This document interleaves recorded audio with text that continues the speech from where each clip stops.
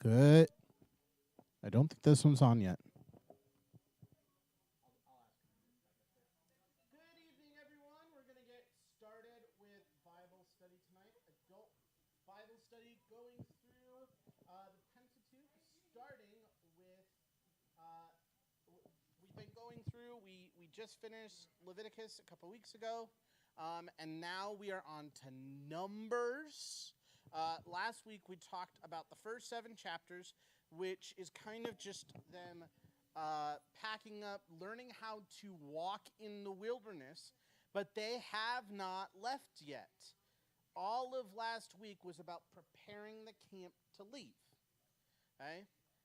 And this all happened about almost exactly a year after the exile from Egypt. Okay?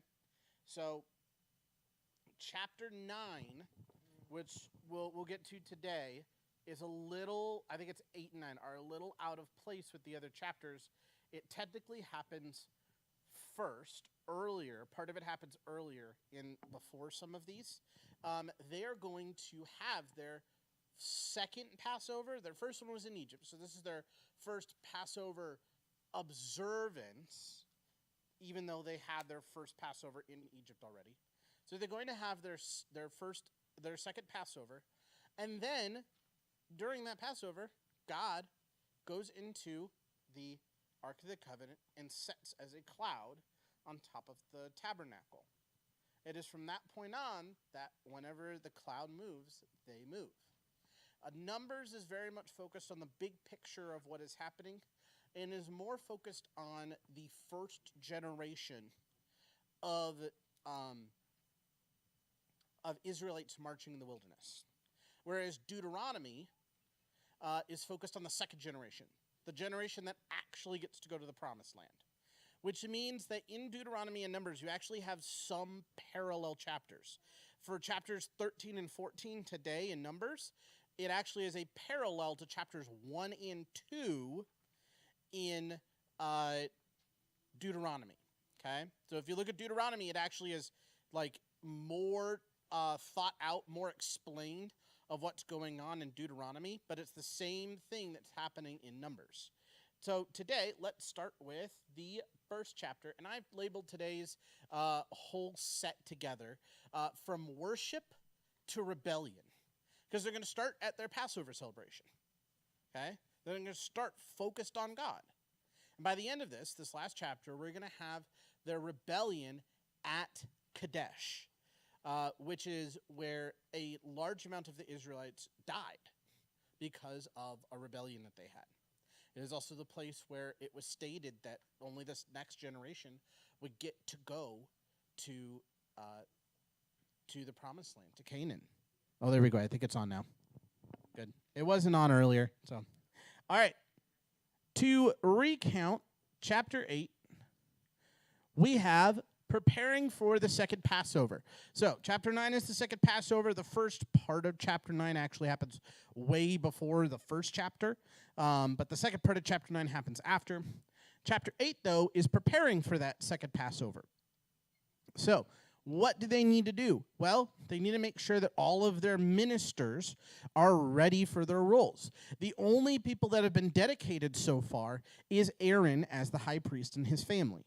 So they take all of the other Levites who have been chosen to serve in the temple. So this isn't just carrying things. This is actually serving as part of the temple core. And they dedicate them. That dedication process happens through cleaning, presenting them, and everybody in the town lays their hands on them as they would a lamb who is being led to the slaughter. They were offering them up as a living sacrifice. There was a point there of that. The Levites then were permitted to begin their service, and there was a brief couple of verses at the very end that set a time period of when a person could work.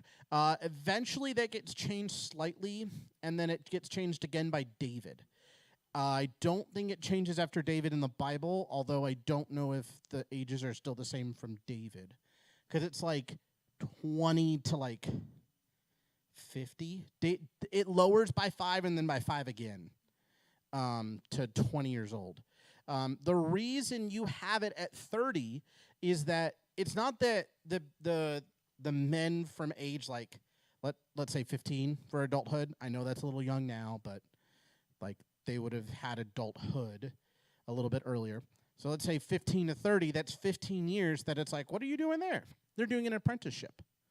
They're studying under one of the other priests to do what they do. So before you jump into your full ministry, you go through an apprenticeship. So with this all in context, this is one of the ones that's a little more cut and dry of what's going on. What do we see about God and God here? And let's see, do I have anybody written down for chapter 8? I do not have anyone on for chapter 8.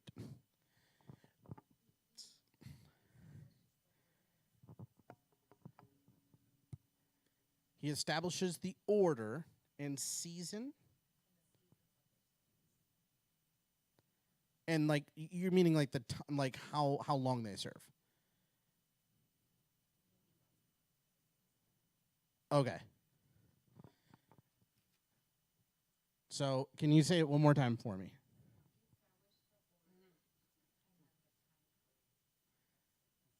Establishes the order and time frame of service. The other thing I forgot to touch on, the first couple of verses are about making sure all the light in the Holy of Holies is fueled. The holy place. The Holy of Holies would always stay lit by God, but the holy place, this is a thick tent with no windows.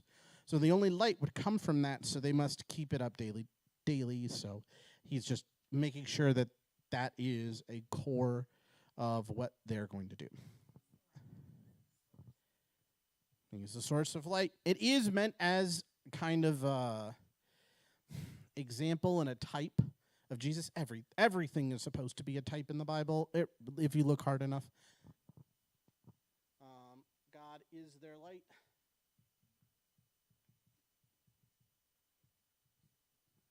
All right, do we have anything else?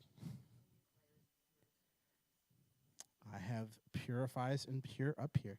He requires purity. He is the pure one, and he purifies. He is pure, and he purifies.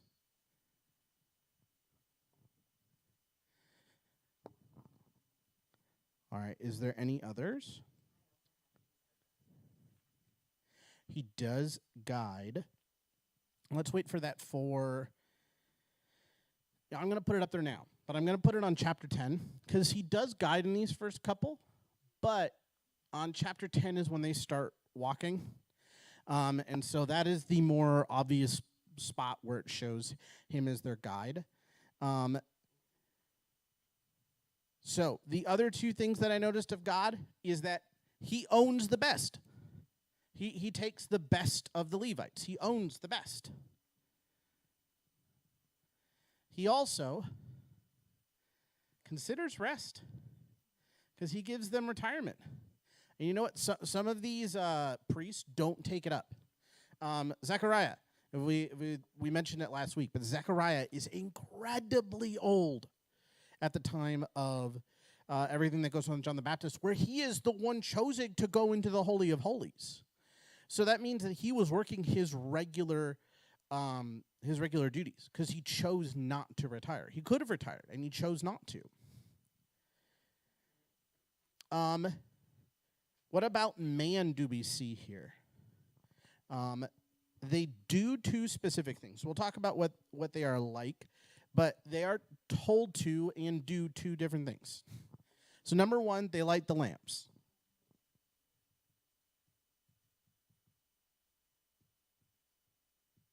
If you think about it in modern day terms, it's like sharing the gospel. It's making sure that the light of God is being shown. The other thing they do is they lay on of hands to dedicate the new priests.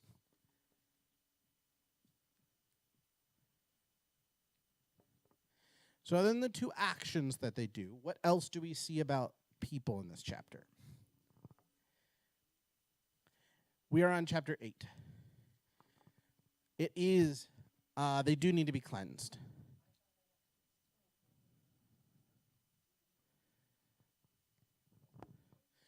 Interestingly enough, it's like I can't remember the exact number of people that are dedicated, but it wouldn't have been with like a whole body wash. It would have been like a sprinkling of water, and it was likely that Aaron and Moses literally individually went to each of these people and dedicated them with a sprinkling of water. Basically doing like a mass baptism of leaders.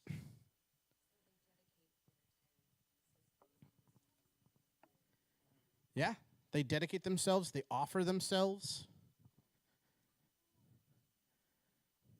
Dedicate and offer.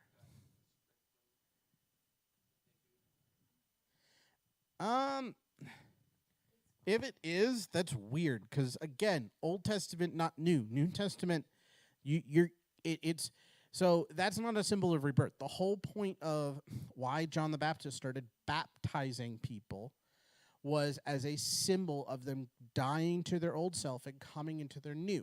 Most Middle Eastern people groups looked at water as something that brought death. It brought life and it brought death. And to go under like that was a symbol of dying and being in the grave. And Jesus and John the Baptist are using this symbolically for what is to come and for what someone must do to follow Jesus. Yep, sprinkling versus the dunking. So if that is the case, they just got it wrong because like the whole imagery is just incorrect. Well, there's also like a thing, like it's a metal thing with a ball, and they go like this. Yeah. And they do that at funerals too, like the casket. Maybe they got it from there originally, but it is far beyond what it was originally intended to do. If someone wants to look that up and just share it with us. So, of why they do it.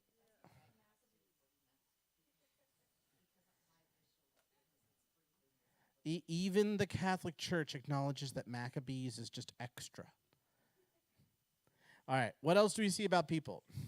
I think actually that does. They are interconnected. That does cover most of. I have a lot of different words for very similar things.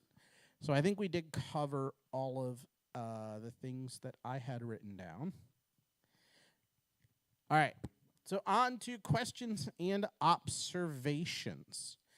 Does anybody have a question or observation? I actually did mark down the spot that it talked about how old at which groups.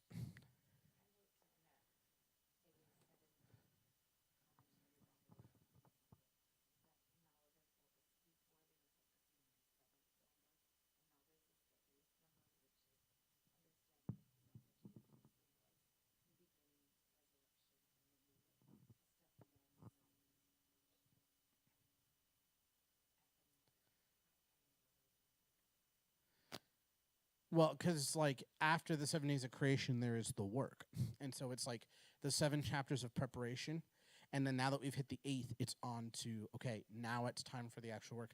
Do the people actually do the work? No, we actually from chapter 14 on, we should literally have the book of Judges. We shouldn't have Numbers 14 to the rest of Numbers because they shouldn't have still been in the wilderness.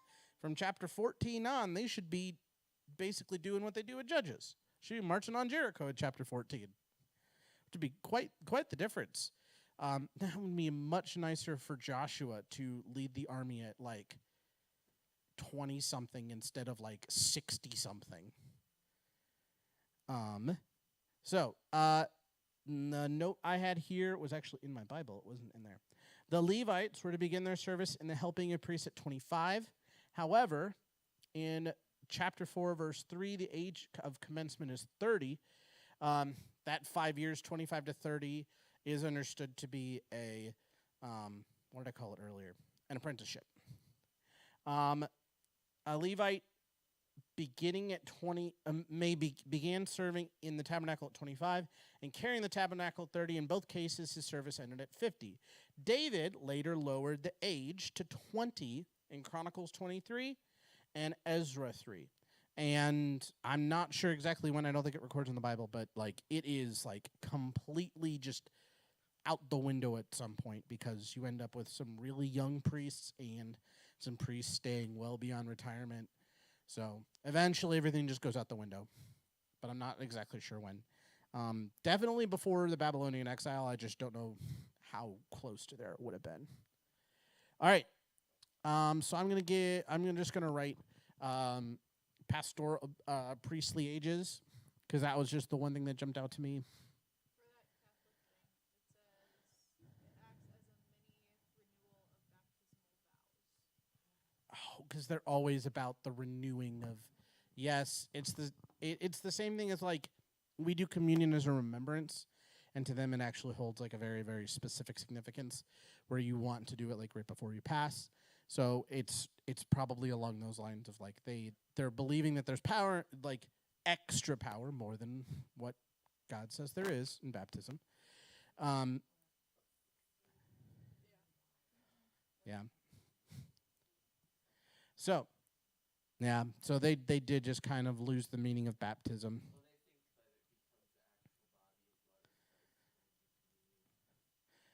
Yes. So you shouldn't, depending on the group, so you shouldn't bite into the bread. You should let it melt because you don't want to crush Jesus' body. Yep. Does anybody else have any other questions other than about sprinkling or the priestly ages?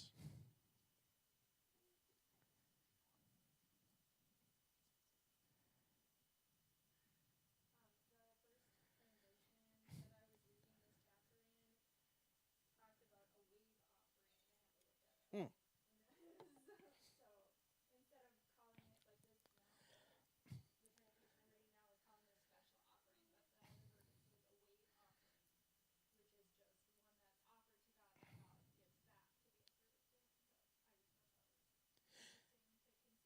Yes, the action of waving actually is involved, though. So wave and special. So special offering would involve a wave where you would actually literally take the thing and you would wave it out in front.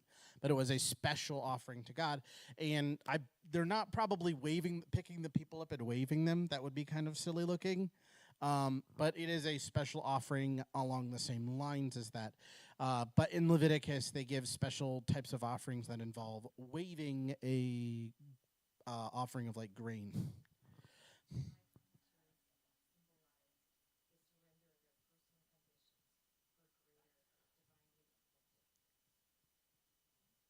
For the wave offering.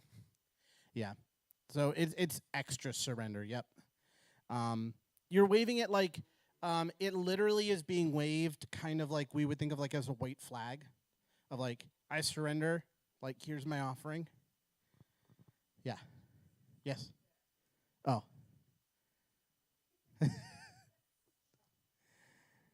You gotta get more into it, like the ladies at the church with the flags, okay? They're the best, by the way. The ladies that will dance up and down the aisles and wave their flags when it's actually in their heart and they're not just trying to blend it's awesome. All right, application. So, I have a bunch that go with my whole theme of going from worship to rebellion. And if you guys have anything else, let me know. But I wrote that he gives us a job and he calls us to dedicate ourselves. So when there's a mission before us, and we're going to see a mission before the Israelites, the first thing he does is he gives us a job and he asks us to dedicate ourselves. He's like, here's the mission. Here's what I'm calling you to do. Dedicate yourselves to the mission.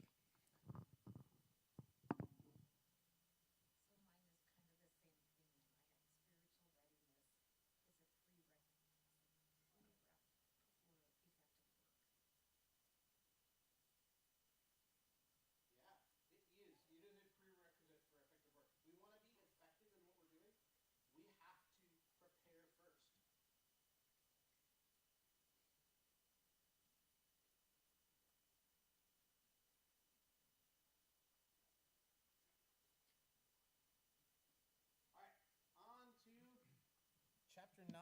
So they are actually going to get to perform the second Passover. The second Passover is celebrated, and there comes at the very end of this celebration a problem. There are a few people that come to Moses and say, hey, we actually, I'm a representative of all the people that are outside the camp because we all are a little dirty at the moment. We don't want to miss out on the celebration. And we're worried that God is going to smite us if we miss out. And so Moses brings up to God, and God gives this answer of, if anyone physically cannot observe the Passover, he may do it a month later. However, there are two caveats, and it's because God knew that they would try to twist this. Number one, you literally could not do it. No, it would be better for me next month. If you can do it, you do it. If you physically are incapable of, if there is something that is beyond your control that has stopped you, pretty much you're unclean from something, you may do it the next month. Number two, it is as important to keep all the observances in the second one as it is the first. If you observe it at the second one, you still cannot invite Gentiles who have not received the sign of God to join with you. So it is just as important. Both of them are just as important. He makes those two rules because he knows what's in the Israelites' hearts. And at the very end of this, God then rests as a cloud on top of the tabernacle, and then it becomes fire at points and back and forth, and it'll eventually lead them. So in the next chapter, we'll see it moving on. But at this point is when it rests on top of the tabernacle. They have seen this before, but not this close, because they saw it on top of the mount when Moses went up on the mount. But they had not seen it this close before. Does anybody have anything about God?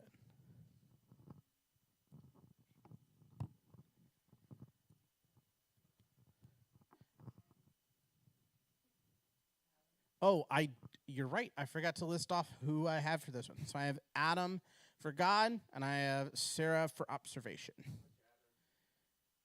B. Yep. He is. He makes himself accessible. He comes down and is among us, among the Israelites there.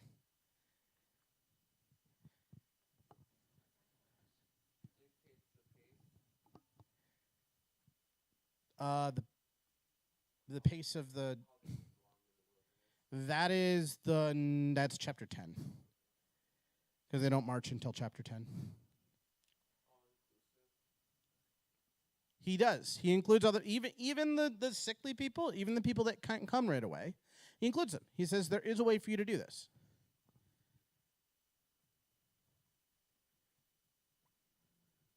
He also doesn't say no Gentiles. He just says no Gentiles who don't have the sign of God, which is circumcision. No uncircumcised Jews or people. Balances holiness with mercy.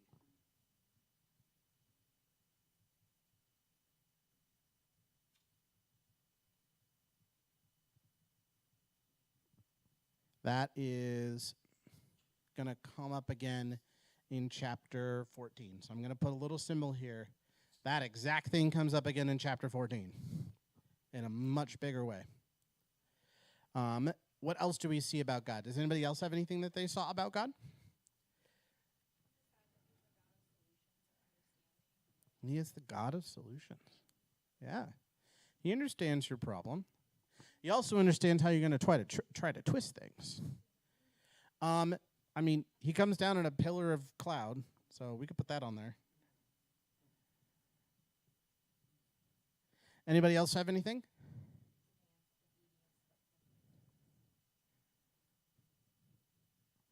He does.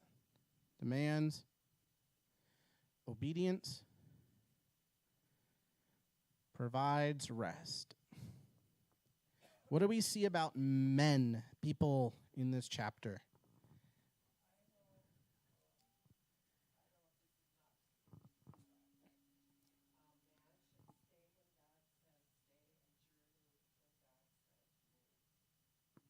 Again, I think that goes with chapter 10. But yes, and we will make sure to put that. So bring that up for the next chapter.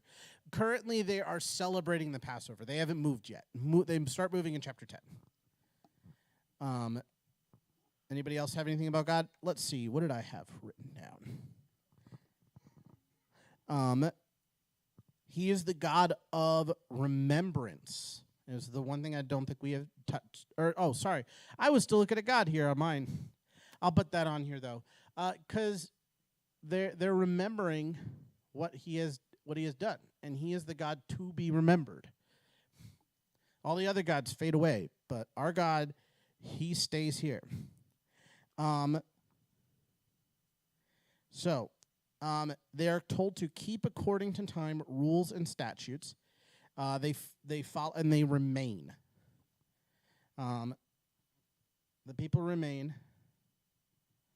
I'm not going to be able to write the other one without seeing it in front of me. So I didn't write a whole lot about man here. So there must not have been a lot that I saw either.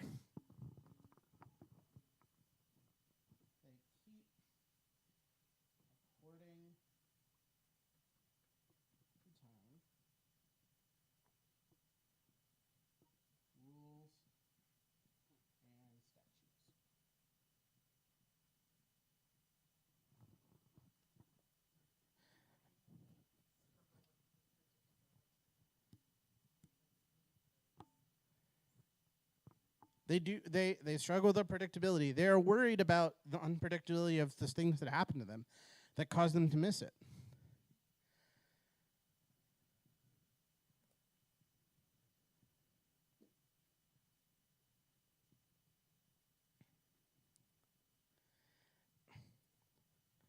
All right.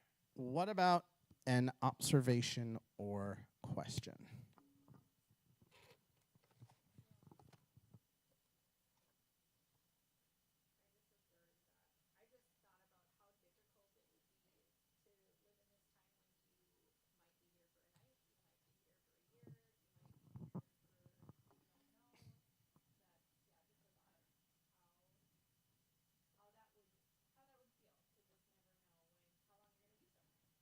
Yeah, because if you're constantly moving, you never know when you're going to be.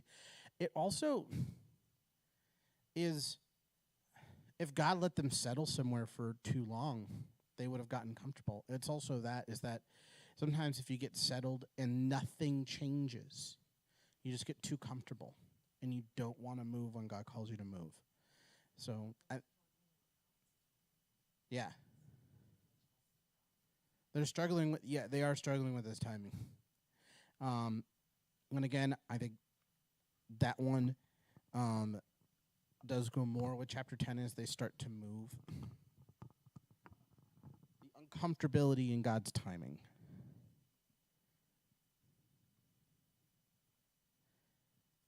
And it is very uncomfortable. God almost always asks us to do things when it would be far more beneficial for us individually to not do them then. And it is exactly when we don't want to do them that God calls us to do them. So mine that I noticed, again, sometimes I notice things because of the book I'm using and reading. So there's an interesting note that if you look at the rest of the Pentateuch and Joshua, you find this. This is the last Passover the Jews celebrate until Joshua leads them to the Promised Land nearly 40 years later. Because of their unbelief, at the end of these chapters that we're going to have, chapters 13 and 14, the people 20 years and older were rejected by the Lord and died in the wilderness. When Joshua led this new generation to Canaan, the males received the sign of the covenant, and God restored his people into his good favor. It was a new beginning for Israel and their land. So what was supposed to be the first of many actually has to be halted, and God goes, you don't get to enjoy my land. You don't get to enjoy the blessing of the Passover. You don't get to enjoy any of that. So that was actually an interesting thing that, again, unless you were looking at other passages, you wouldn't have realized this. Last Passover until Joshua, or Hoshea, son of Nun. Spelled N-U-N, which is like, that's even funnier than like son of nobody. It's a son of a nun, and it's like they're not supposed to have kids. But this one did, apparently.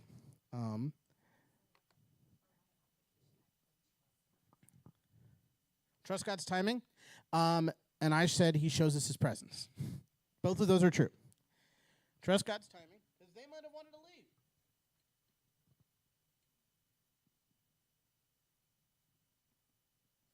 He shows us his presence.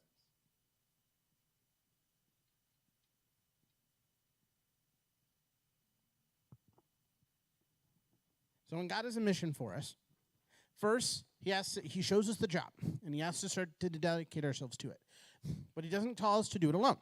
He says, look, I'm going to go with you. Look what I'm doing, okay? And then we start moving. God doesn't do this until he's prepared us, okay? And when we are walking in things, we need to be careful to focus on making sure that we are in step with God. And that means dedicating ourselves to it, noticing how God is showing himself at the start of whatever he's presenting in front of us. Whether that's a daily, or ordinary daily life thing that we're dealing with, or something at work, or something at the church, or even a bigger issue, like wandering in the wilderness, or standing up to a king that says, you're going to only pray to me. When there's those things in front of us, God is going to give us the power to do them, and we have to see that God is with us before we go out. Otherwise, we're going to end terribly. All right, next chapter, chapter 10. The Israelites march. We had a lot of people who were sharing some on this, so I hope you guys remembered what you were saying. The first few verses are about the silver trumpets that they craft, and these silver trumpets are to announce when they're going to move, when they're going to stay, what people should gather. And they have a series of, this is how many times it'll be blown and how long for what you're supposed to do. God's Spirit then, in the cloud, leaves, and the Israelites follow in order for the very first time. And remember, there's a specific order of which group of which tribe follows which, and which group of Levites goes in which spots. Moses then invites his relatives to join. The last bit of this chapter is Moses going over to his brother-in-law, who he's probably going to him because his father-in-law passed away. And so his brother-in-law is in charge of the family.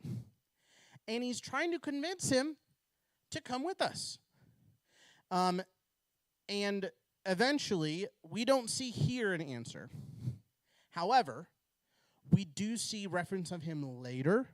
So he did decide to join Moses and the Israelites on their trip.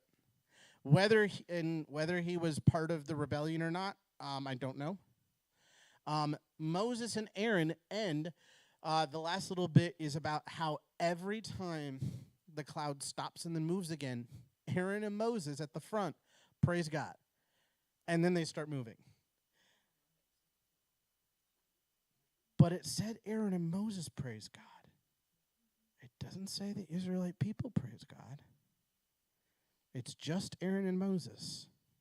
And even when we get to the end of this, how many people are actually considered good, holy people? 4. Moses, Aaron, Caleb, Joshua. That's it. It's those 4. You're right. Miriam isn't even counted among that, because we'll get to a point in just a minute.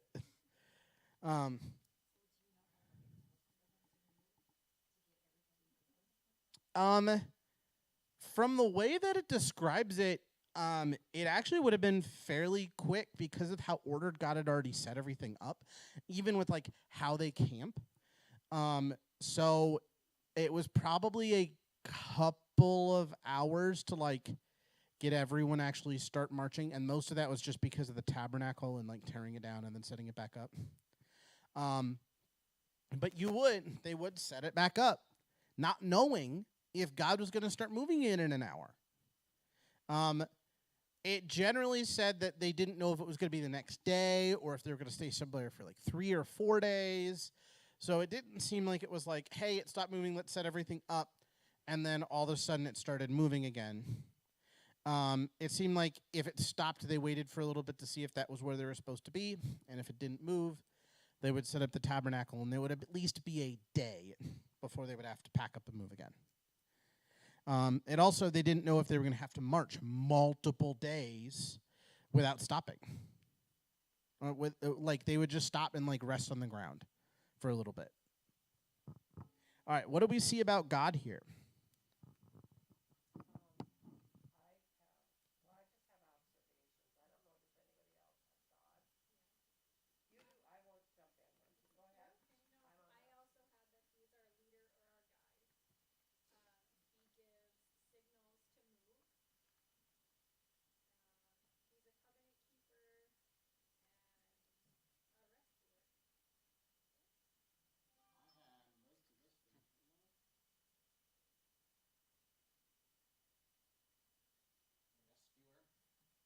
Anybody else have anything? Otherwise, I'll look at mine really quick, make sure.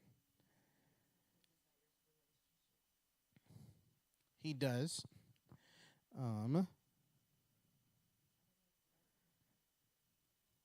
He promises to scatter their enemies as they go, so he scatters enemies. What was it that you said again?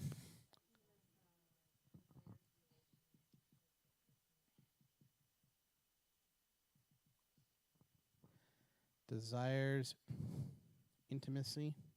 I like that word better than relationship because, like, to me, a relationship could even be like a business relationship, but that's not what God wants. God isn't like, you give me this, I'll give you that. Like, he wants intimate, true relationship with you. All right, chapter 10, man. What does man do? Well, let's just first of all go with what they're doing this whole time, and that is they follow. They're following the cloud and the fire. Other than following, what else do the Israelites do here? They lent on God. Yeah, they're not leaning on their own understanding and their own path. They're leaning on God.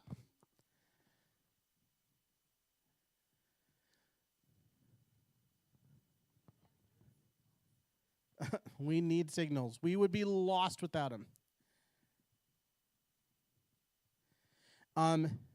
Interestingly enough, what was the argument Moses gave for his brother-in-law to come with them?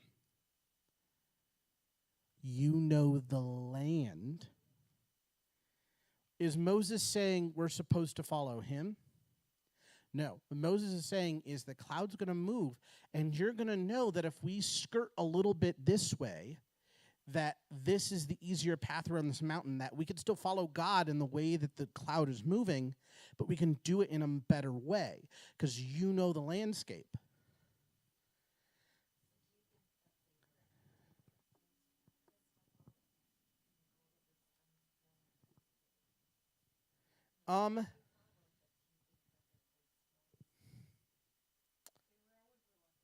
They were always complaining.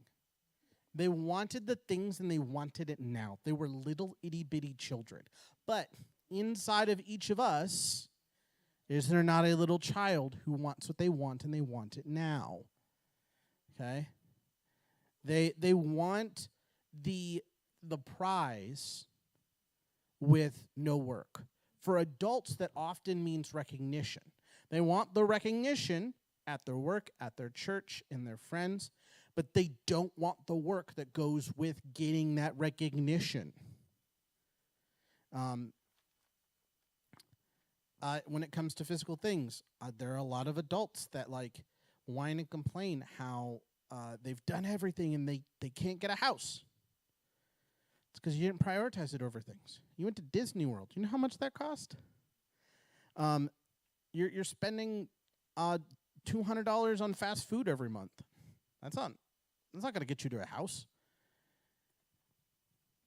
But that is true. And I think we kind of touched on a lot of things here about man, even though it's not necessarily the easiest to write those ones down. I loved what you said about the uncomfortability of God's timing and how that places on us. You said you had something you'd like to add to observations?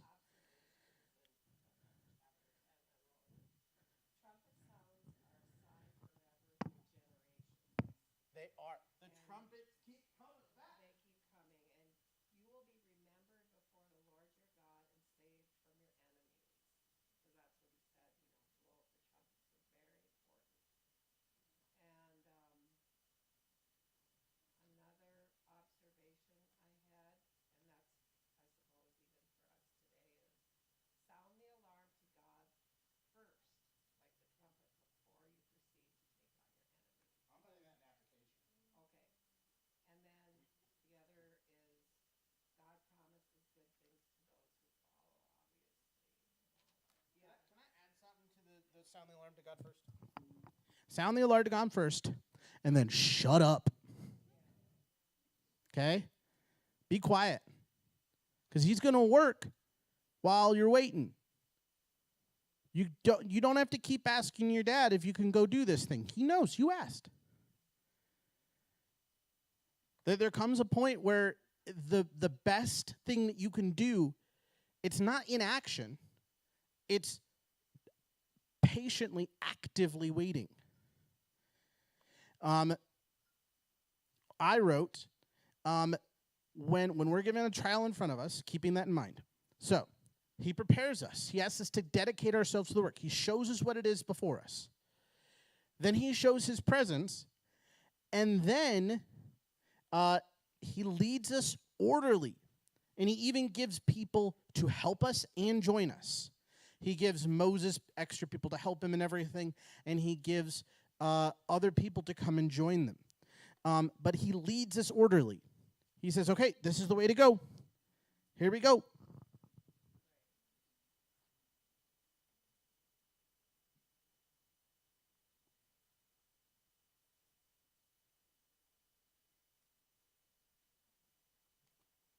And so far, even if they're grumbling a little bit, the Israelites are walking in worship of God. Okay? I'm going to read I forgot my observation was about Hobab, his brother-in-law. So I'm going to read that part really quick here because I just thought it was really interesting. I'm going to skip down past where I kind of discussed. Moses knew that Jehovah was with Israel and that the future lay with those who trusted him and obeyed him. Perhaps that's why Moses added a special challenge to his invitation. Because of Hobab's knowledge, he could assist Israel in the wilderness journey. Hobab must have agreed because years later we find his descendants living with the Israelites in Judges chapter 1 and chapter 4. Certainly, they were better off being part of the people of God. Bible students disagree whether what Moses said was right or wrong when he asked Hobab to be Israelites' eyes as they traveled in the wilderness. After all, wasn't the nation supposed to be led by the pillar of cloud and the ark of the Lord? And didn't God speak to Moses personally and reveal his will to him? Then why draft a human guide when they had so much help from heaven? Divine providence doesn't minimize or destroy human ability or responsibility. Israel didn't need Hobab to tell them where to march or where to camp. God would do that. But Hobab's knowledge of the land would assist him in making other decisions as they move from place to place. Charles Spurgeon said, we ought to learn from this. I think that while we ever seek the guidance of God and providence, yet we may frequently find direction and guidance in the use of our own common sense, our own discretion with which the Lord has endowed us. God has given you common sense. God has given you the mind and the experiences to be able to help people. And Moses is looking at that and saying, hey, I know what God is doing, but this is still in line with what God wants to do. We don't need to lean on our own understanding, but neither do we ignore it. God wants us to act intelligently as well as believingly. And spiritually minded Christians know to use both their hearts and their mind in discerning God's will, Romans 12. But let's not miss the main thrust of what Moses did. He invited others to come with them to Israel to enjoy the blessings that God had prepared for them. The church today is a pilgrim people in this world, traveling toward heaven, and it's our privilege to invite others to come along with us. The journey isn't easy, but God is blessing his people now and will bless them forever. How many have we invited lately? Moses was always thinking about how he could help other people, to the point where we're going to see that Moses constantly sticks out his neck for the Israelites when God is actually ready to move off.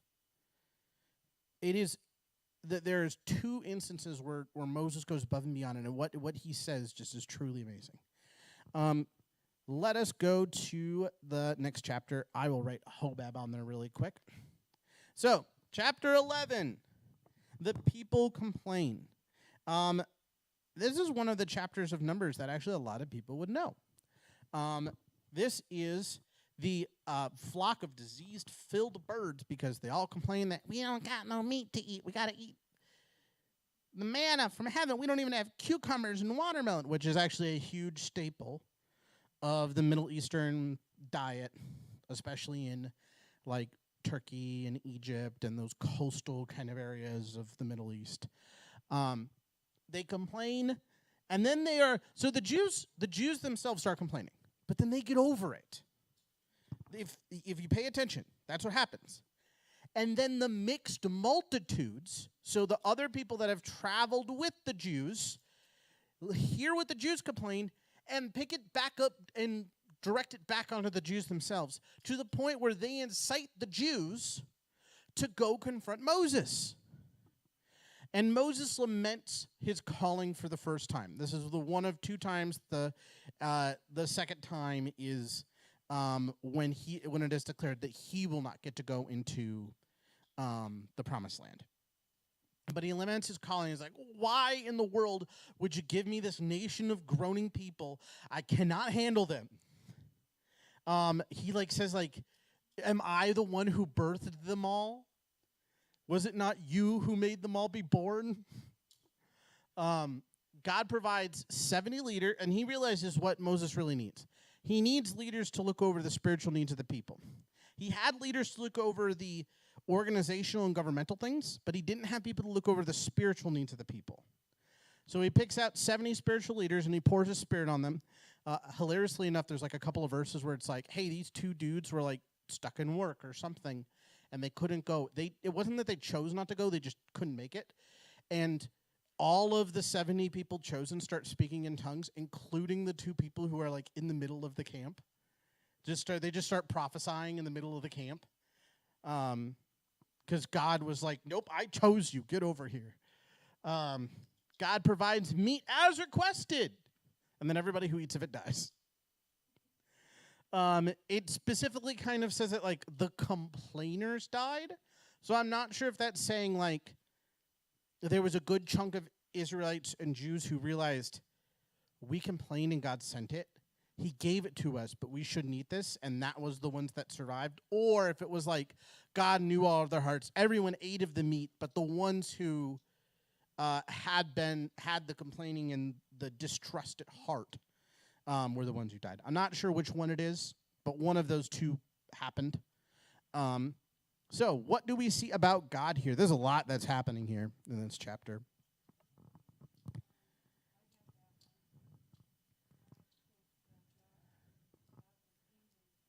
He gets angry.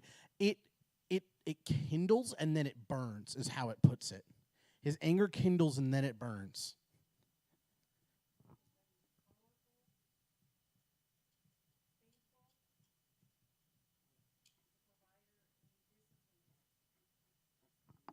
He provides. It's powerful. He disciplines. What was the last one? And he is faithful. He never gives up on them. He never gives up on Moses. Yeah, well, I shouldn't say he doesn't give up on them, because he is going to in a couple chapters here.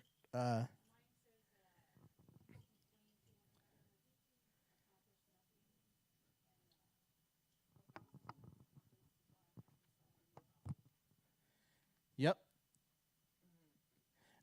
They complain and they accomplish nothing. I like both of those. I'm putting both of those in man. They accomplish nothing except people dying. And then they just keep moving on and eating manna only anyway.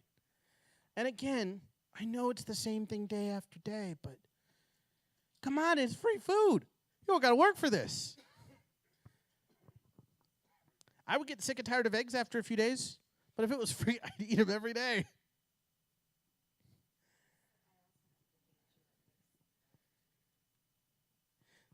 The danger of the mixed multitude. I'm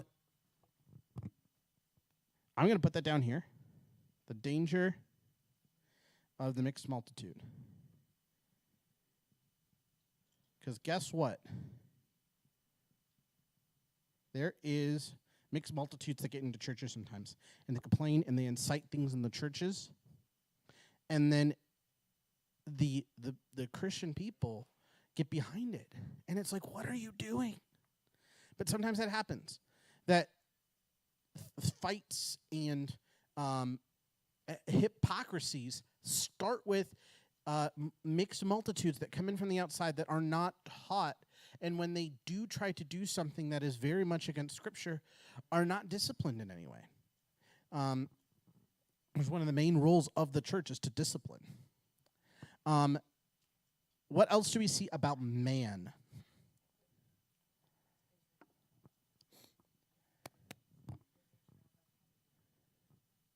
Yes, they want to have it their way. I wrote they have cravings. How many other people just have cravings? All the time.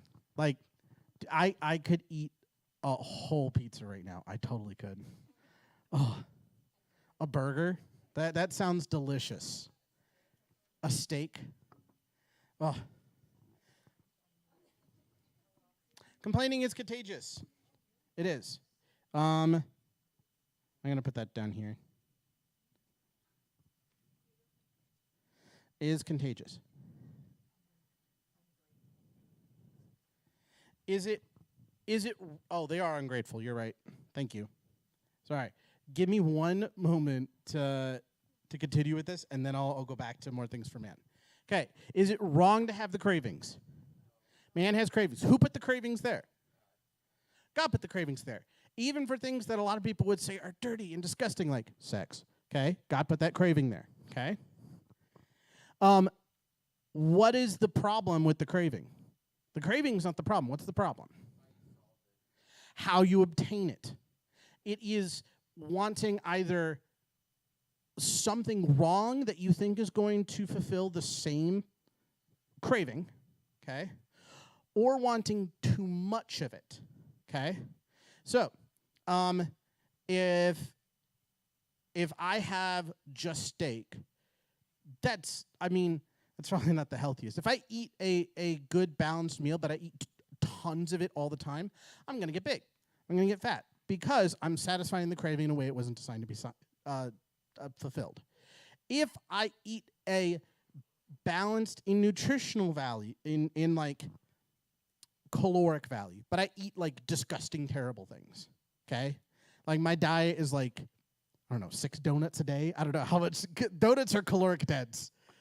So I'm eating vitamins and donuts, and that's my whole diet. Again, I am technically solving the craving, but my body is going to wither away from that. It's not going to appreciate that at all. And that is just a very, very brief example. There's a lot of cravings that people have. Most cravings, God put there, okay? Even a craving for justice, okay? And sometimes people press too far, and sometimes people press in the wrong ways.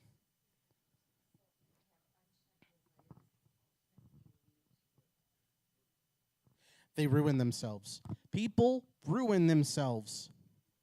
They brought this upon themselves.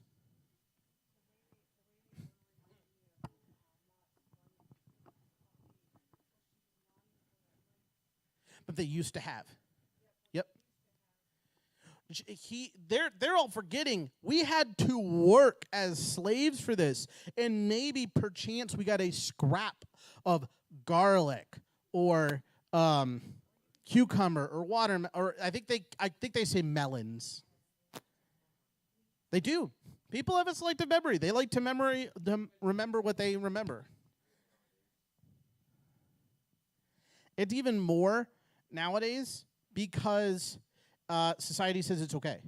It didn't used to be that society would say it was just, oh, it's okay if you just remember what you want to remember.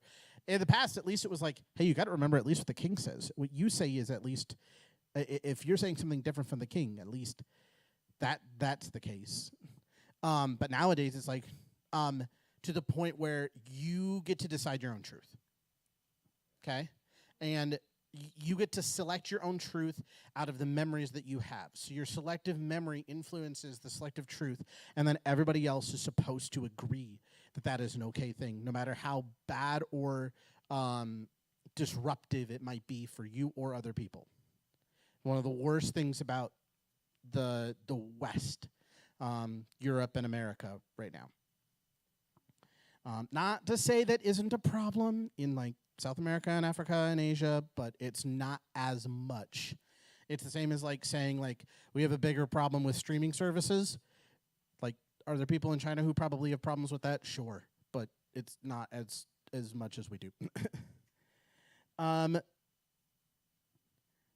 What else do we have here about man?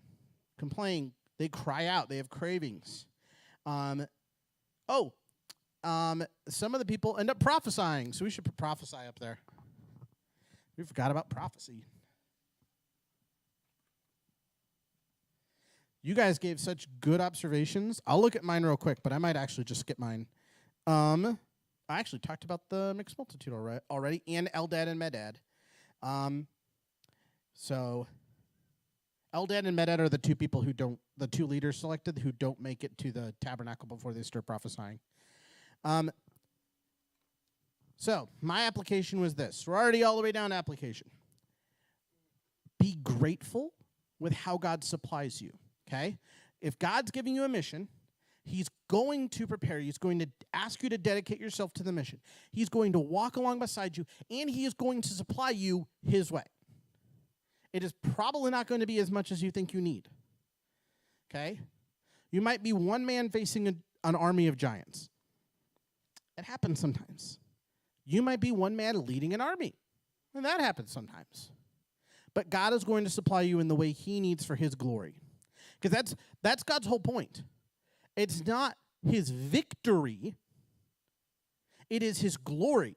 The glory comes out of his victory, but the whole point is not his victory, it's his glory. Okay? So he is going to do things that look silly. The Bible says that the wisdom of man the wisdom of God looks foolish to man. Okay? I think that was in 1 Corinthians 1 on Sunday. That the wisdom of the cross looks foolish to man. Okay? Why? Well, because it's being used for God's glory to take something that's beyond stupid and say, this is how God works. Time and time again, and you see in the Bible that's how God works, especially when people get scared, okay? One of my favorites that nobody talks about is Jonathan. And one of the few things we get about Jonathan, the son of Saul, one of the first king of Israel, is that Saul is filled with the Spirit of God, and he charges in battle a couple times, but then there's one battle he's supposed to go and do, and he's been told he's supposed to go do it, and he's really hesitant about it, even though he's got the Spirit of God on him. And instead of him, Jonathan scales a cliff with his armor bearer and thinks he's just going to surprise a small camp of the enemy.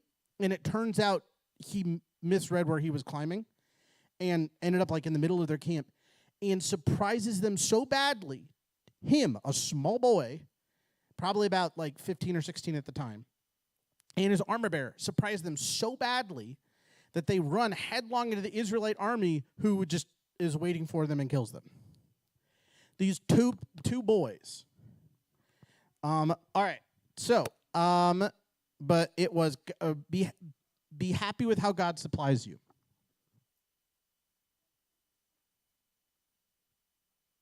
How God supplies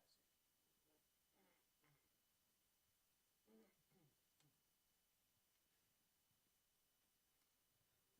All right. We are on to chapter 12.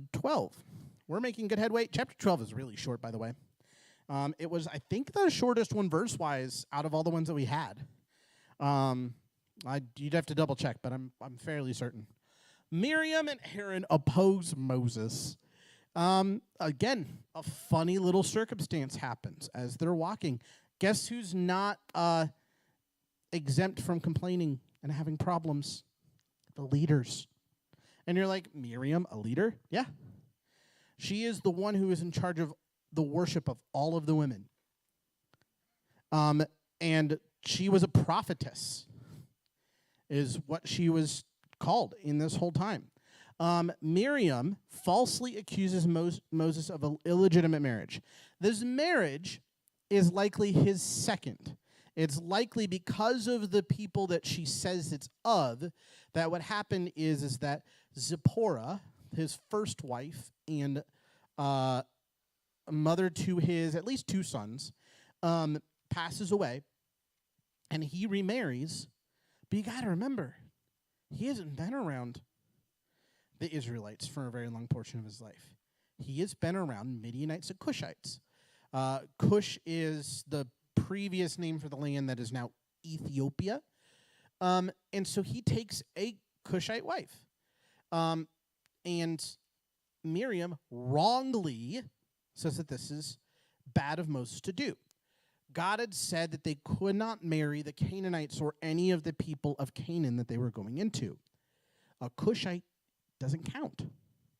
And it probably is that Moses looked around and said, none of these Israelites are really following God. And this Cushite woman is. And so he took her as his wife. And she doesn't bring it before Moses. She's complaining about it to Aaron. And then all of a sudden God goes, hey, you need to go talk to your brother right now. And he makes Miriam go and confess what she had been talking about behind Moses' back to him.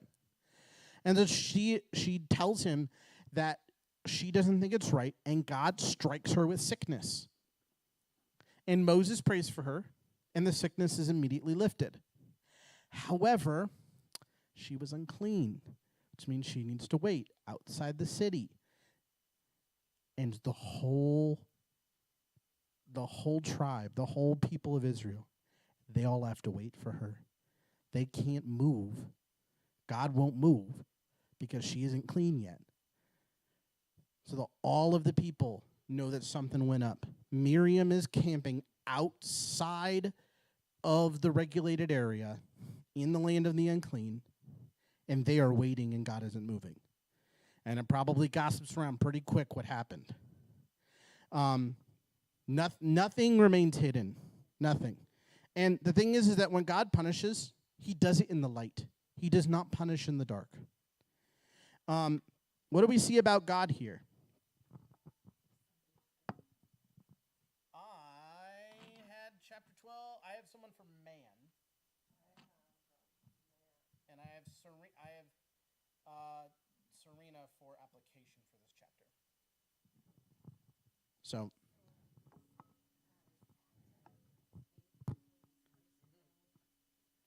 he's active, faithful. I think we had faithful and merciful already, but that's fine.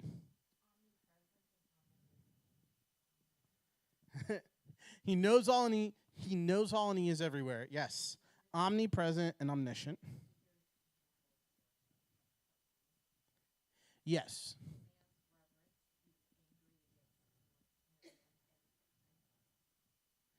Not true. He is not mad at Aaron. Aaron was just the one that got the bad word, that was being told the gossip. Like, he hadn't gotten a chance to do anything with the gossip being told to him.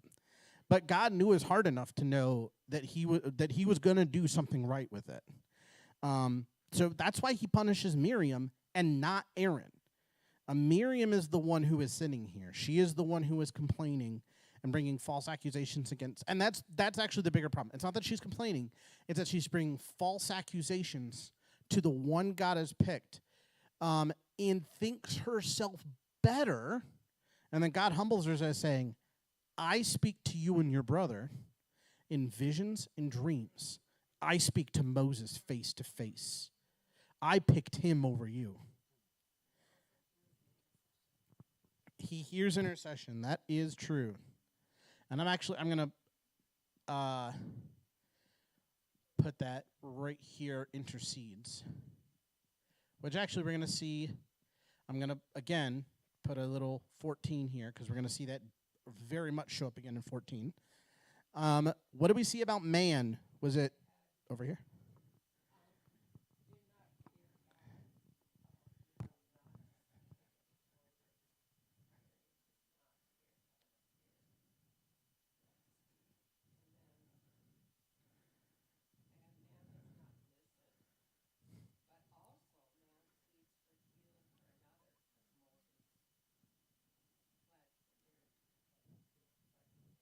Yeah.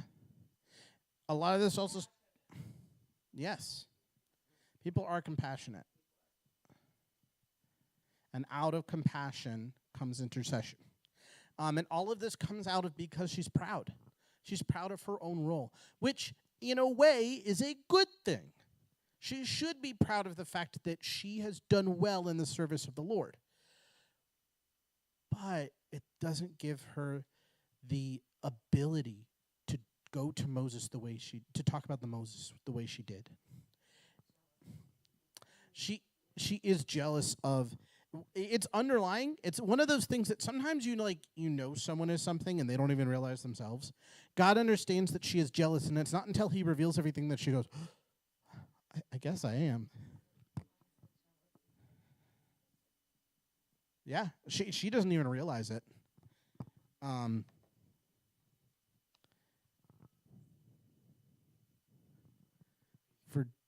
GEA. You're right. When I'm spelling fast, I make mistakes sometimes. Whenever I always tell my students, if you're typing a story, if you're typing a paper, you have to just go and don't care about what you're writing, because otherwise you're going to get bogged down at every moment. Spell check, or if you're writing on paper, you just got to go back on future drafts. If you're writing a story, that's a good point to go and add more. Also, that's the second thing. When you go back and make your second draft, you're not fixing mistakes. You're adding more information. All right. I wrote that man assumes that they are humbled, that they sin publicly, and they're punished publicly. God doesn't let it hide in the dark. I kind of answered the question of why Aaron wasn't punished. He wasn't the one at fault here. He's just the one hearing the complaint and the gossip. And I also mentioned the wife. It is likely not the same wife. It is likely a new wife, because by this point, Zipporah has been brought up a couple times as not being a Cushite. She is a Midianite, which is actually a distant cousin of the Israelites. It's Jacob's third son, or no, sorry, not Jacob's. Abraham's third son is Midian. He has 3. A lot of people forget the third one. So I'm going to put down, why not Aaron? And second one.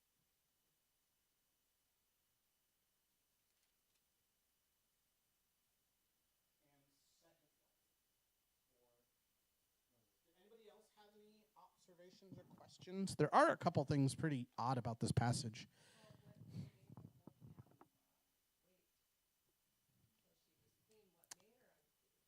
The fact that she was sick for a moment. So she gets all this leprosy and then it goes away, but she was still sick for a moment. Yep.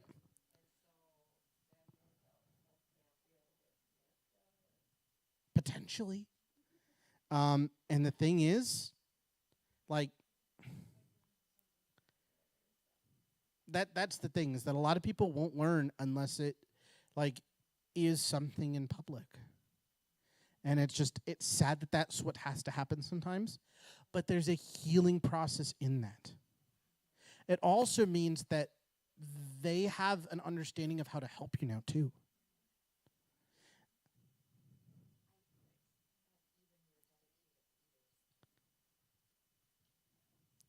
Leaders can fail. They can.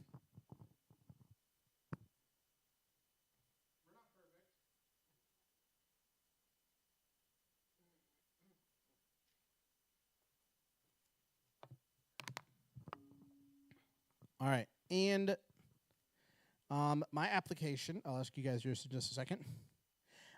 is be satisfied with your role in the mission. If God has given you a mission, he's given you a specific role in it. If you don't like your role and you like somebody else's, too bad. He gave you a role. Be happy with your role. Be happy with how he supplies you and be happy with your role.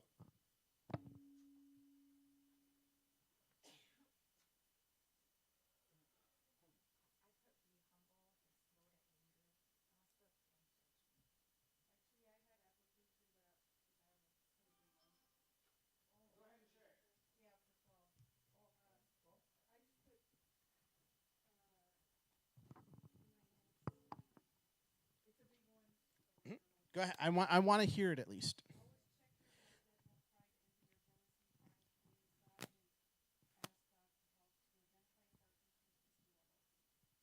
Always check your heart for pride and others. Yes. Always check your heart. I am going to put that on there. I'm just going to put always check your heart. We heard the whole thing, but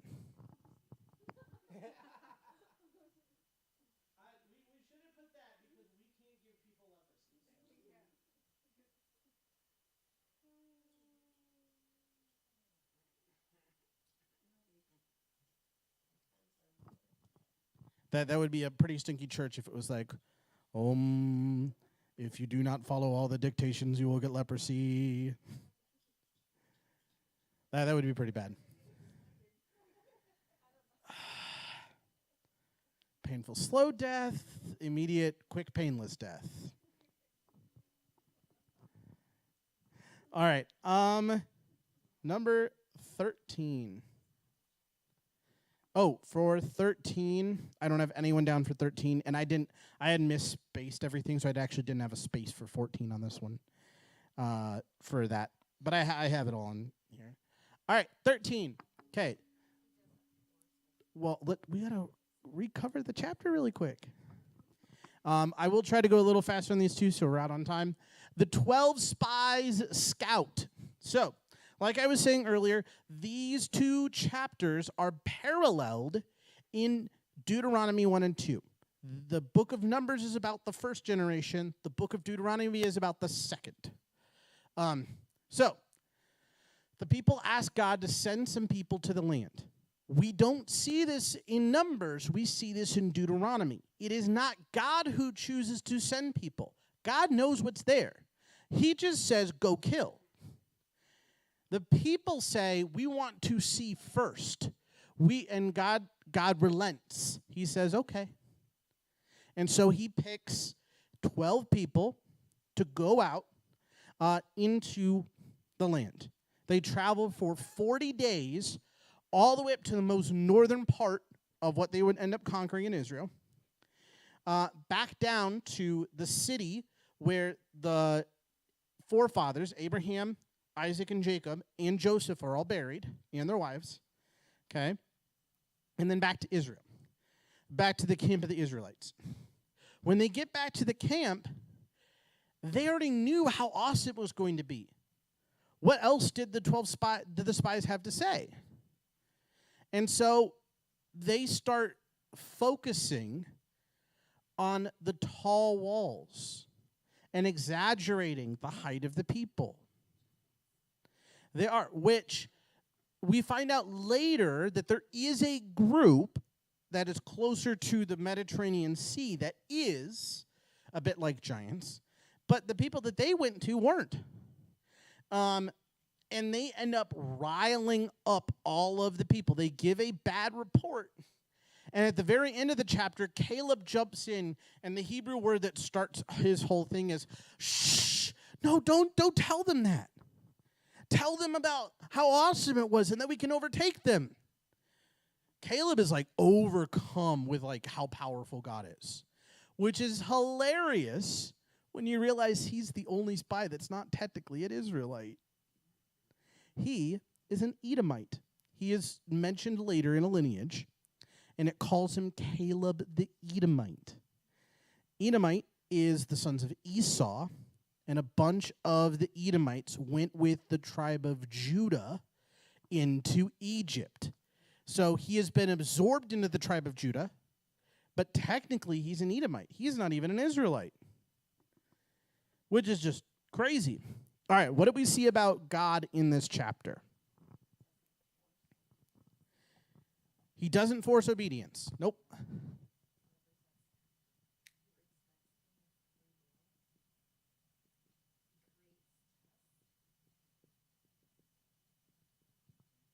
I don't know if he creates as much as he presents. He presents tests. Mm-hmm.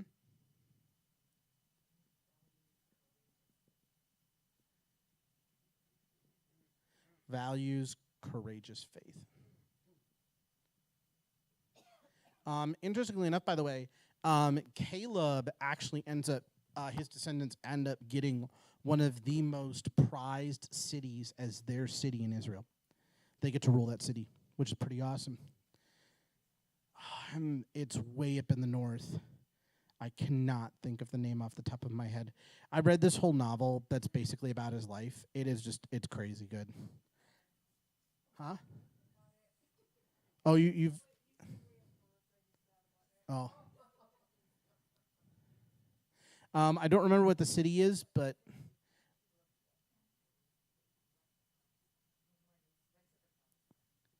He is one of the last of the people to stop fighting. He is still fighting in the north when everybody else is left for home.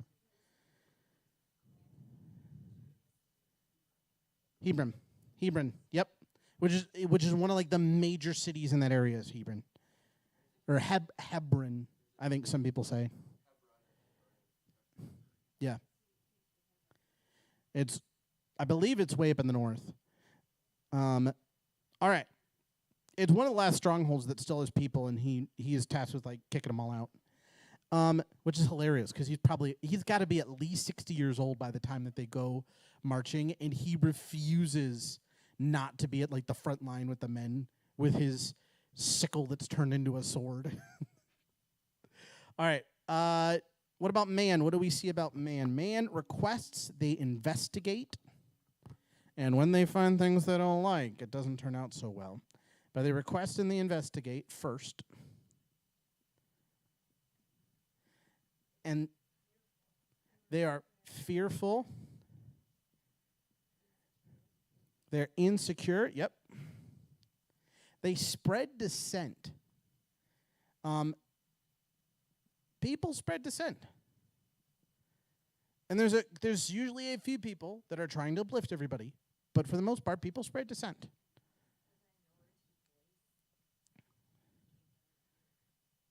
It was often when it comes to faith, there's very few people that have a lot of it. So usually it's the minority voice that actually has the faith, and you should be listening to. Usually, not always. It's not usually the loudest voice, but the most consistent and faithful that you should be listening to. And that's another thing about our society that's kind of gone the wrong way, is that just the loudest voice wins. Which is, again, really dumb. All right. They spread dissent. They're unbelieving and unfaithful. We've said that before. My observation was that they shouldn't have sent spies. God didn't want them to send spies. He just wanted them to go conquer. They shouldn't have waited those 40 days. They should not have sent the 10 spies or 12 spies. They asked. God didn't want them to. They should have just marched on the nation 40 days before. And instead, they were worried and wanted to do what was militarily sound instead of faithfully sound. And because of that, it led to fear. They shouldn't have sent the spies. And when we see the daunting nature of our task, we need to trust in God. It does.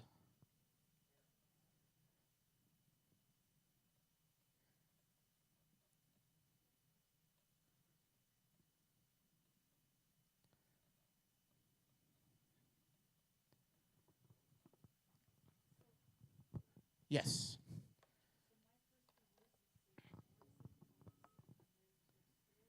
Yes. In Deuteronomy chapters 1 and 2, which is the same event, it starts with the Israelites. Yes, that's I need to make that clear.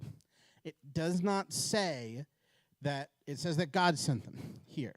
In Deuteronomy, it said there's a couple of verses that come before he sends, where it says that they went to Moses and asked, and then God sent. Deuteronomy 1 and 2, I believe. Yeah. So it's hard sometimes when you're not when it's parallel. Same with like when we get to Chronicles and Kings, some of that is going to be a little bit tough because it's the accounts of what's going on at the same time from two different places, and sometimes you need the same story from the other point of view to really understand what's going on. And in this case, again, it is the same story from two different points of view, because Numbers is from the point of view of the first generation, the one that has to wander in the desert, and Deuteronomy is from the point of view of the second. So it's the point of view of the kids. At this point, they're kids, but they'll eventually grow up and become warriors and everything.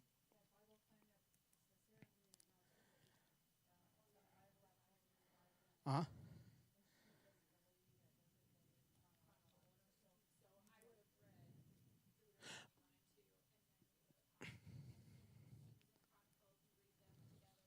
Okay. It would be. They might even spread Psalms out depending on who the author is. So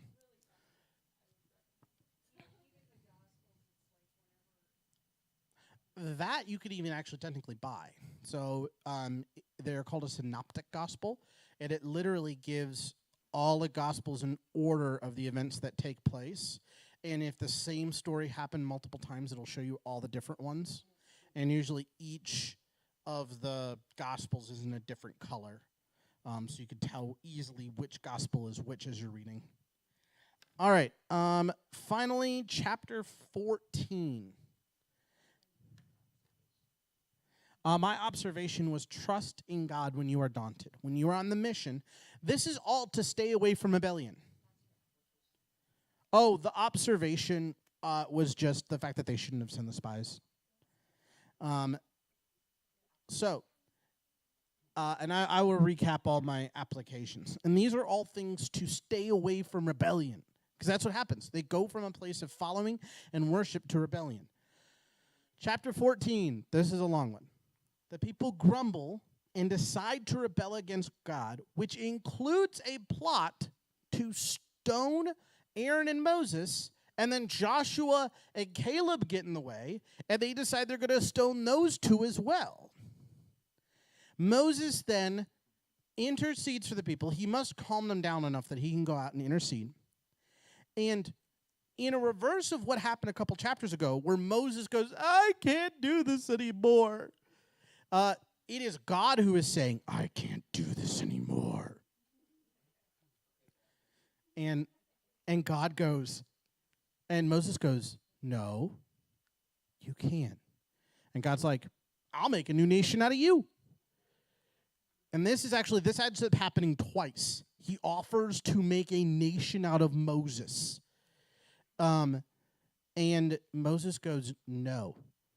There are a couple things that, and it might just be, again, kind of like how Abraham wrestles with God in the city of Sodom and Gomorrah, of like, God already knows what he's going to do. He just wants to hear Moses say this. He knows Moses needs to hear himself say this. But whether he is actually changing God's mind or not, they have this conversation where Moses puts forth all the reasons why he should stick with Israel. He has shown them his glory and all the other nations the glory through Israel. And how much is his glory going to be dinged if Israel goes down and then a new nation is born up? He is a merciful God. And if that's the case, you need to have mercy on your people. There's a few other things that he mentions as to why he shouldn't do this, and God relents, and he says, okay, I'm not going to do it. But they still deserve punishment. Here's the punishment. They will have to wander around for 40 years and their kids who they thought were going to be gobbled up by the enemy in the war will be the ones to gobble up the enemy. Only Joshua and Caleb, out of all of the people, get to go see Canaan. It doesn't say anything about Aaron and Moses here. Later we find out that Moses at a different spot is not allowed to see it. I'm not sure if they were supposed to or not, if the other things end up happening. But specifically at this point, Caleb and Joshua are the ones dedicated as you get to go. The 10 spies of bad report are immediately struck. They're immediately killed. They're like, hey, you spread dissent. You caused my people to sin. Pop. And guess what? We're not done. Because the very next morning, the Israelite people come before Moses crying, I'm sorry, we're sorry we did this. We got our swords, we're ready to go. And so they start marching because they don't want to go back into the wilderness. It's not because they're repentant. It's because they got caught with their hand in the cookie jar. And so they start to go out, and Moses goes, no, don't do that. You're gonna get yourself killed. God is not going with you. But they go anyway. And most of the adults die. Everybody who sets out ends up dying, just there and then. And the rest of the people, starting in the next chapter, will go back into the wilderness for 40 years. Why 40 years? How long did because 40 years isn't a generation. It isn't. How long did the spies travel the land and survey it? 40 days. 1 year for every day that the spies were investigating the land.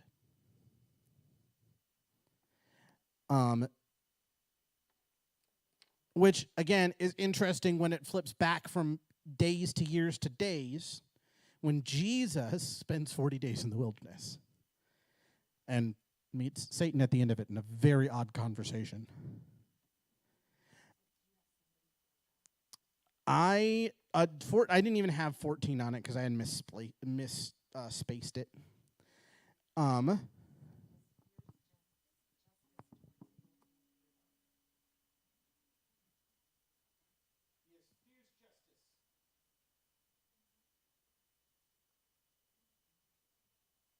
else do we see about God here? He honors his promise. I think we see a lot from what Moses says about him, because Moses is the one that says he is slow to anger and he's abounding in love.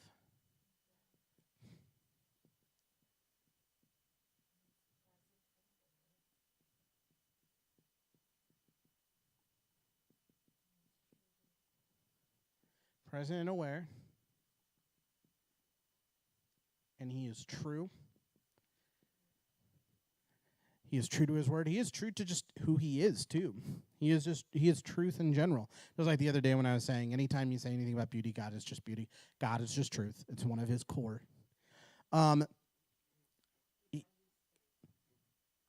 He does value faithfulness, which I think we've put a couple times. So I'm gonna leave that on the other ones for right now. He is also the God who he says that he will strike them with pestilence and disinheritance. Why? Because he is the God of health and he is the God of inheritance.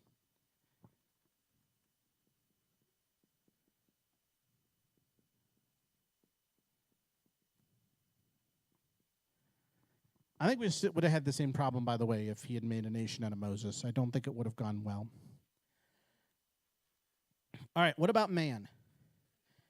They grumble. They like to use that word. I think it's kind of funny. Grumble. Suffer consequences. They have short-term memories.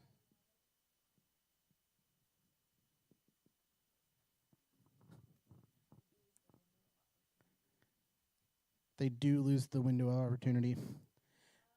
Do you guys have anything to add?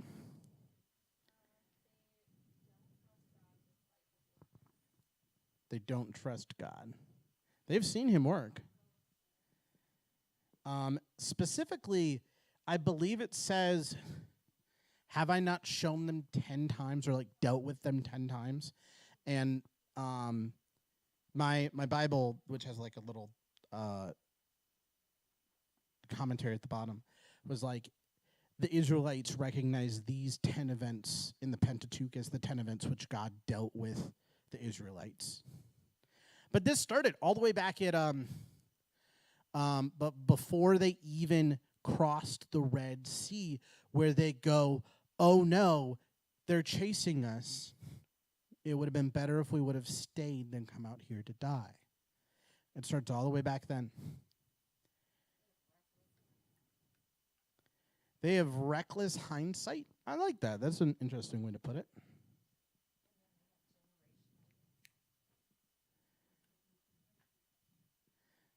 Generational impact is a good one as well. I like that. I mentioned the why 40 years. So 40 years. What? The other thing that I observed was a specific word in Hebrew that the book mentioned, and that is the word they presumed, which comes at the very end of this chapter. So, the Israelites may have mourned greatly, Numbers chapter 14, verse 39, and said, we have sinned, verse 40, but this was regret and not repentance. The Jews regretted the consequences of their sin, but not the sin itself. Israel had rebelled against God and robbed him of glory, yet the people exhibited no brokenness of spirit or sorrow for the sin. Unlike Moses and Aaron, they didn't fall on their face and seek the Lord's help. Instead, they went from rebellion to presumption and tried to fight the enemy on their own. Neither Moses nor the ark left the camp. We see that in Numbers 10. The cloud didn't move from the tabernacle and the trumpets didn't blow. Yet, the makeshift army went out to do battle. The word translated presumed in 1444 comes from a Hebrew word that means to be lifted up. That is to be proud, arrogant, swelled up with your own importance. They thought themselves so important that they didn't need these things to go out there with them. The soldiers' boast, we will go and fight, was answered by God's warning, I will not be with you. Deuteronomy chapter 1, verses 41 and 42. Man's efforts without God's blessing do more harm than good, for Jesus said, without me you can do nothing. John 15:5. So, they end up with this pride because they presumed that they were just going to win anyway. And I put quotations around it because it's a specific Hebrew word that's being translated as this. But it is a translated word that basically means they are puffed up with their own pride. My application is that God's plan can still be accomplished even if you rebel, okay? If you mess up on all of these and you end up rebelling, guess what? Doesn't mean that God's plan isn't going to get accomplished. God's plan is going to get accomplished anyway. And don't continue on your own if the mission changes. If God says this mission has changed, stop. Turn around. Okay? If you're called to be a missionary in a country and things happen and God says, nope, we're closing this, we're going there, don't continue in what God has closed. If God has closed it, he's closed it for a reason. And sometimes it's for your own health and benefit. Think about how many people would have still survived here. And we're not done with these people being punished. Like there's still going to come a time where the ground opens up and just swallows the people whole. It's crazy. There will be a moment with flying snakes. I'm not sure if it was just a wind so powerful that it was like making them like fling around, or if this was actually like God gave a bunch of snakes some wings. Okay? Like, you're out before that one? Yeah. Interestingly, Okay, so you probably all know the medical sign, the snake around the pole. That is a biblical thing. It is from the Pentateuch, because at the end of that chapter, Moses is told to make a serpent of bronze and put it on his staff, and any who look at it will not die. Because these aren't just your flying snakes; these are like flying cottonmouths and rattlers. Okay, they're technically cobras, but for us it would be like a bunch of rattlesnakes flying around. So yeah, not pretty.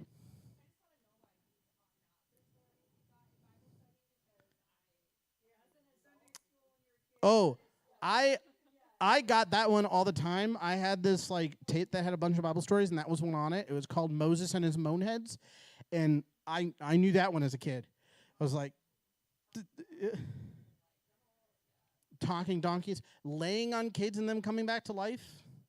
Yep, great stories. So, but with that, I just kind of want to go over the things. They went from worship to rebellion because they refused to accept what the Lord had given them to prepare them for what was up ahead. And they refused to step into it and instead chose to be disobedient and to be doubtful. And then when that rebellion struck up, they didn't listen.